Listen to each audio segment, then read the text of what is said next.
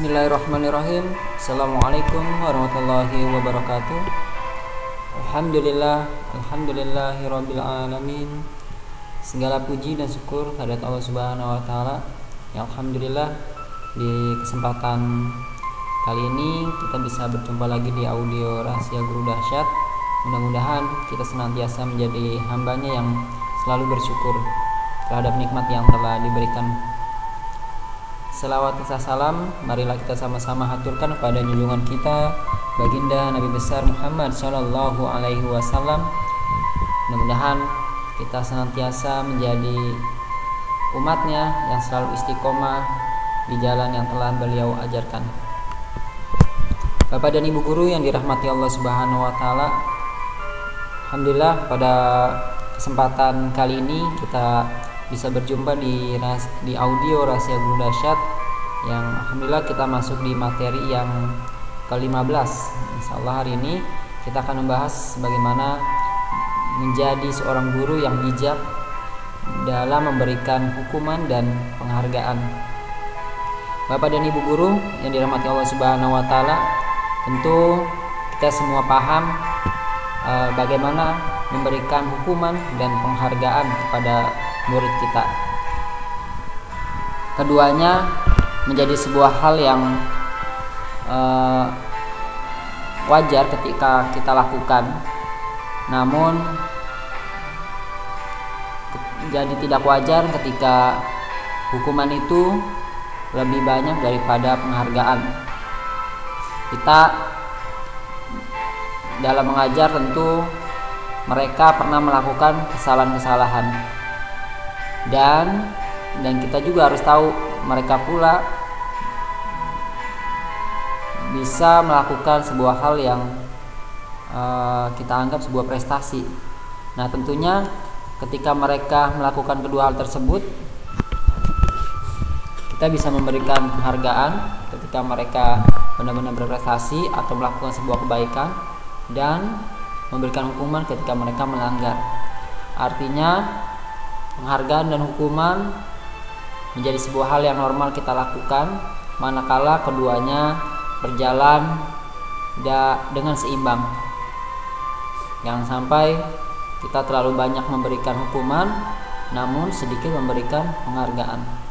Bapak dan Ibu guru yang dirahmati Allah Subhanahu wa taala, tentu tujuan kita menghukum bukan hanya sekedar kita iseng, tapi tentunya kita memiliki sebuah tujuan kebaikan kepada murid kita. Contoh, bisa jadi ketika kita memberikan sebuah PR ataupun tugas, murid kita ada yang tidak mengerjakannya. Nah, ini hukuman akan efektif kita berikan. Namun ketika mereka melakukan pekerjaan tersebut, kita juga bisa memberikan sebuah penghargaan. Jangan sampai seperti yang sudah saya katakan sebelumnya, terlalu banyak hukuman namun sedikit penghargaan, atau kaya hukuman namun miskin penghargaan. Setiap murid pasti pernah melakukan kesalahan. Setiap murid pasti pernah melakukan sebuah hal yang baik. Tentu sebagai seorang guru, kita bisa jeli, kita bisa memberikan sebuah hal yang kita anggap keduanya itu secara berimbang. Mengapa murid melakukan pelanggaran-pelanggaran? Bisa jadi ketika mereka melakukan pelanggaran, mereka tidak tahu kenapa mereka melanggar. Nah, ini pentingnya bagaimana kita membuat sebuah peraturan sebelum kita membuat sebuah hukuman. Aturan tentunya harus disepakati ya oleh dua pihak, antara murid dan guru. Ya, mereka harus paham kenapa mereka harus melakukan ini dan tidak melakukan itu. Mereka harus paham. Selanjutnya kita kasih tahu juga apa hukumannya ketika mereka melanggar, dan apa penghargaannya ketika mereka tidak melanggar. Nah, ini pun harus berimbang. Dan yang perlu kita cermati di sini Bapak Ibu, setiap siswa tentunya secara normal mereka akan sangat risih ketika mereka melakukan sebuah pelanggaran atau dosa. Itu secara normal. Dan di dalam hati mereka pasti akan timbul sebuah perasaan yang tidak wajar. Nah, itu seperti. Namun, yang terjadi adalah ketika pelanggaran terus berulang kali dilakukan, mereka akan terbiasa. Nah, inilah pentingnya kita membuat sebuah peraturan, ya. Jangan sampai kita hanya memberikan hukuman, tapi kita tidak pernah memberikan pembahasan kenapa mereka tidak boleh melakukan itu dan apa sanksinya dan apa penghargaan ketika mereka tidak melakukan pelanggaran tersebut. Penghargaan tidak harus dengan materi, begitupun hukuman tidak harus dengan secara fisik.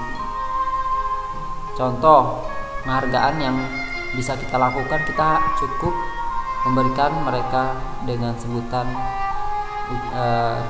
bagus, ya, luar biasa, atau mungkin kita bisa mengasih acungan jempol. Dan hukuman bisa juga kita lakukan dengan kita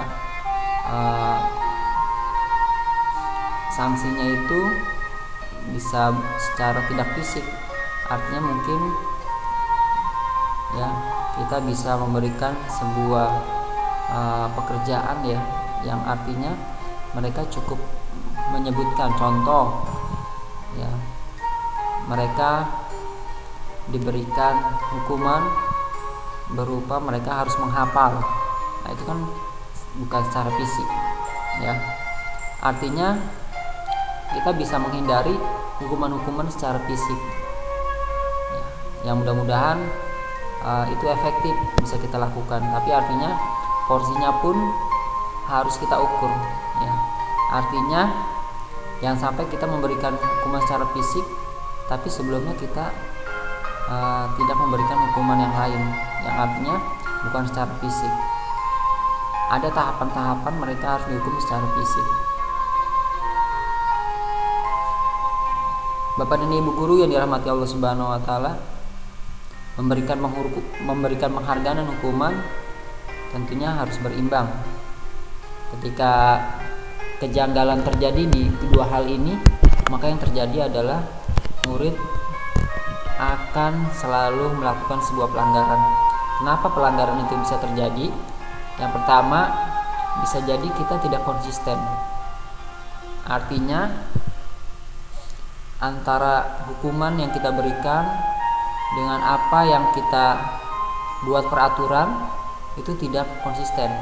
Mungkin di peraturan mereka tidak mengerjakan PR, mereka harus mengulang pekerjaannya sebanyak 10 kali, tapi kita memberikan hukuman berupa mereka push up 10 kali atau 20 kali, itu tidak konsisten. Artinya mereka harus diberitahu dulu ketika mereka melanggar ini, hukumannya ini. Jangan sampai kita menjadi orang yang tidak konsisten. Itu akan membuat mereka tidak respect terhadap kita, ataupun akan melakukan pelanggaran-pelanggaran yang lainnya. Terus yang kedua, kenapa mereka melakukan pelanggaran terus-menerus? Bisa jadi kita pilih kasih terhadap anak yang lain. Artinya pelanggarannya sama, tapi kita pilih kasih, ya, terhadap seorang dengan alasan yang tidak jelas tentunya, dan mereka tidak pernah paham kenapa mereka dibeda-bedakan hukumannya. Terus yang ketiga adalah kenapa mereka selalu melakukan pelanggaran? Bisa jadi mereka tidak paham kenapa ini melanggar, kenapa tidak boleh dilakukan. Nah, ini juga hal yang bisa membuat mereka selalu melakukan pelanggaran. Dan yang keempat adalah miskin penghargaan. Artinya kita selalu memberikan hukuman, tapi ketika mereka membuat kebaikan ataupun prestasi, mereka tidak mendapatkan penghargaan.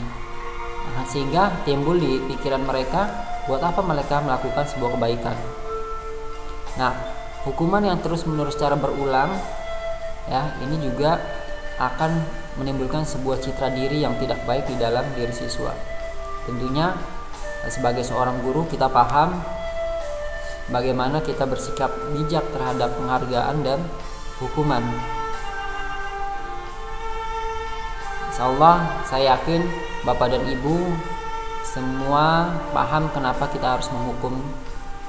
Dan ini yang perlu kita perhatikan juga, bahwa ada sebuah definisi ataupun secara yang tidak identik ya antara hukuman dan mendisiplinkan. Artinya terkadang kita menyamakan kedua hal tersebut padahal tidak identik antara menghukum dan mendisiplinkan ya. Ketika anak melanggar itu kita mendisiplinkan, bukan menghukum ya, seperti itu. Baik, terima kasih Bapak dan Ibu guru, semoga bermanfaat. Mudah-mudahan kita bertemu lagi di audio Rasa Guru Dahsyat yang lain. Salam dari saya Riswanto, terima kasih atas waktunya, atas kesempatannya, dan mohon maaf bila ada kesalahan. Assalamualaikum warahmatullahi wabarakatuh.